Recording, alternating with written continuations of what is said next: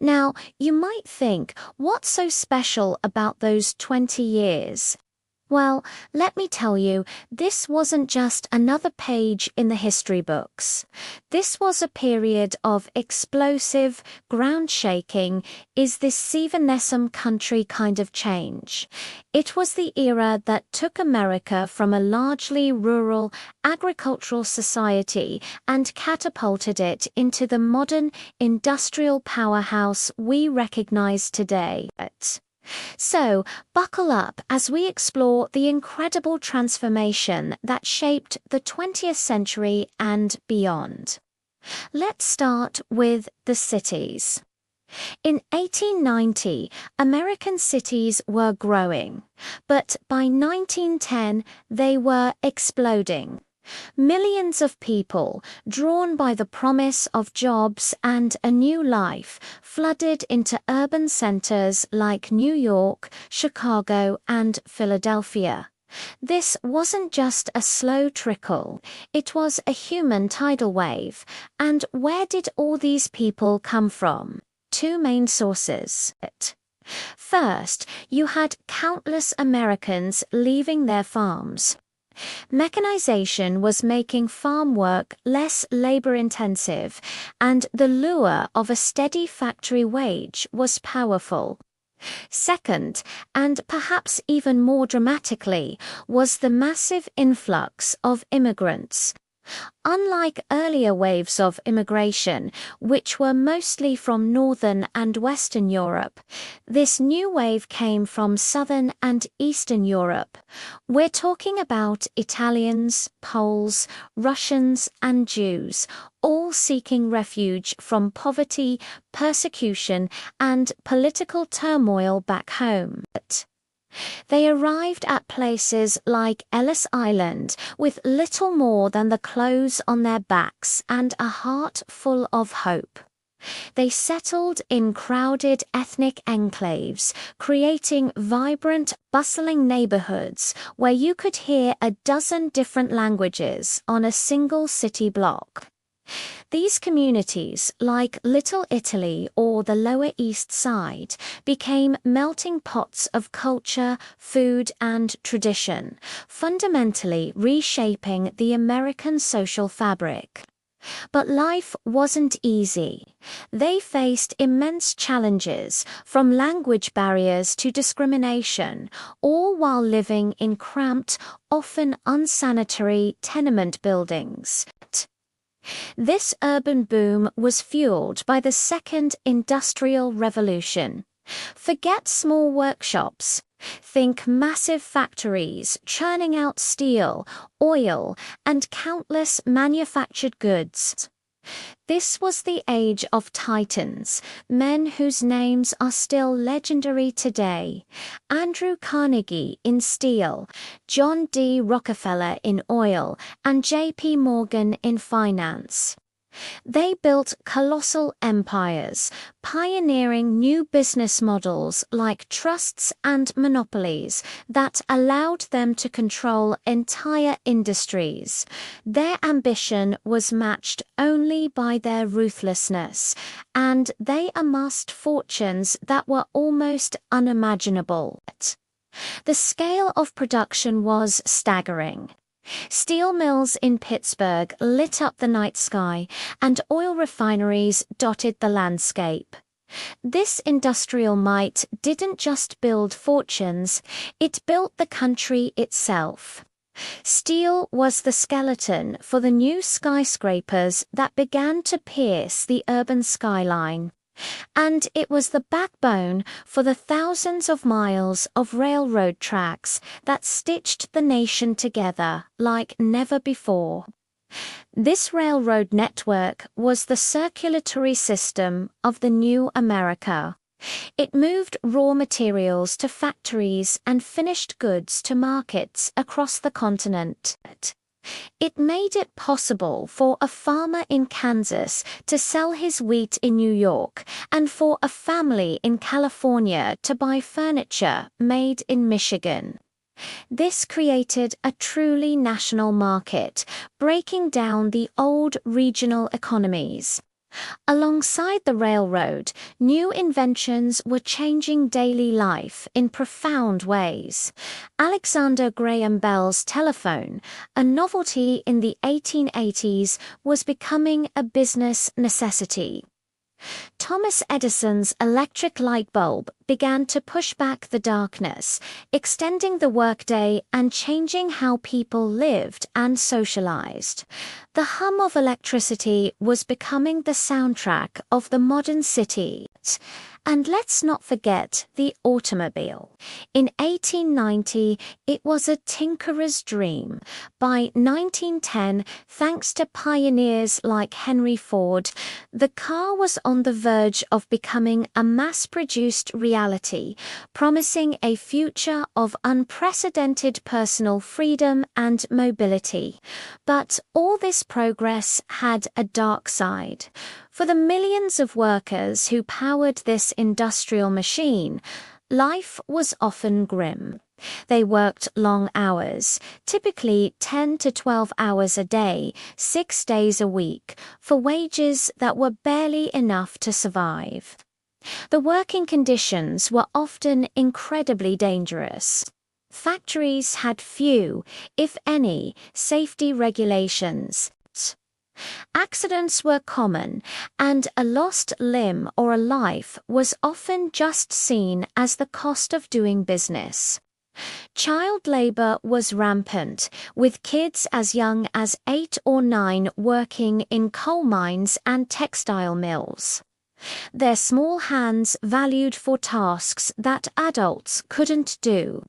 The crowded tenements they lived in were breeding grounds for diseases like tuberculosis and cholera. There was a stark growing gap between the lavish lifestyles of the industrial magnates living in their Fifth Avenue mansions and the crushing poverty of the workers who made their wealth possible.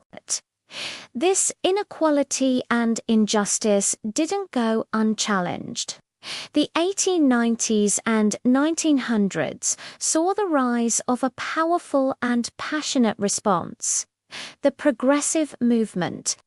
This wasn't a single organized party, but a broad coalition of reformers from all walks of life: journalists, social workers, politicians, and ordinary citizens. They were united by a common belief that the government had a moral duty to step in and fix society's problems. They wanted to curb the power of the giant corporations, improve the lives of workers, and clean up the rampant corruption in politics. Leading the charge were the muckrakers. These were investigative journalists who exposed the filth or muck of society.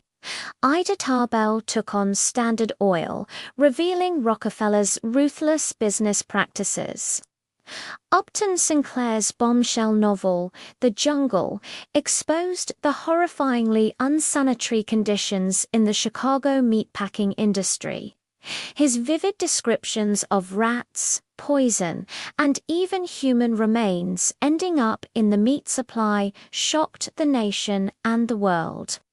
The public outcry was so immense that it led directly to the passage of the Meat Inspection Act and the Pure Food and Drug Act in 1906, landmark pieces of consumer protection legislation. The progressive spirit also took hold in politics. Figures like Robert La Follette in Wisconsin championed reforms to make government more democratic and responsive to the people. Introducing things like the direct primary election at the national level, the movement found its most famous champion in President Theodore Roosevelt. Roosevelt was a force of nature. He believed in a square deal for all Americans, and he wasn't afraid to use the power of the presidency to achieve it. He became known as the Trust Buster for taking on powerful monopolies like the Northern Securities Railroad Trust. But he wasn't against big business entirely. He just believed it needed to be regulated in the public interest. Roosevelt was also a passionate conservationist. Horrified by the rapid destruction of America's natural landscapes, he used his authority to set aside millions of acres of land for national parks, forests, and wildlife refuges.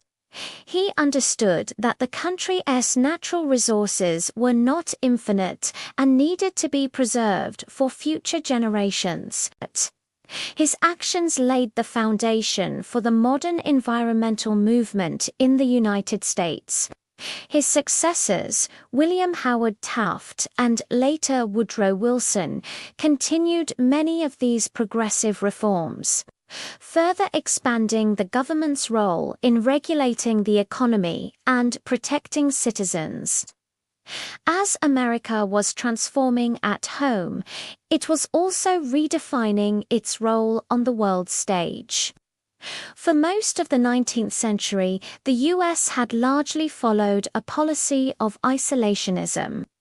But the 1890s marked a decisive turn toward expansionism and global power, fueled by a mix of economic desires for new markets, a sense of cultural superiority, and the strategic theories of thinkers like Alfred Thayer Mahan, who argued that naval power was the key to national greatness. America began to look outward. The pivotal moment was the Spanish-American War in 1898. The war, sparked by a combination of American sympathy for Cuban rebels and the mysterious explosion of the USS Maine in Havana Harbor, was, as one official called it, a splendid little war. It was short and decisive.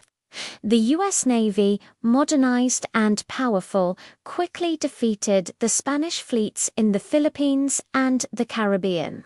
As a result of the war, the United States acquired a colonial empire overnight.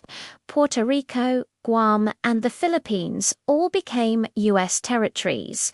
This was a radical departure from America's past. For the first time, the nation was ruling over foreign peoples without the prospect of statehood. The acquisition of the Philippines, in particular, led to a brutal and controversial war against Filipino nationalists who had hoped for independence, sparking a fierce debate back home about the meaning of American democracy and imperialism under Theodore Roosevelt. This new assertive foreign policy was summed up by his famous motto, "Speak softly and carry a big stick."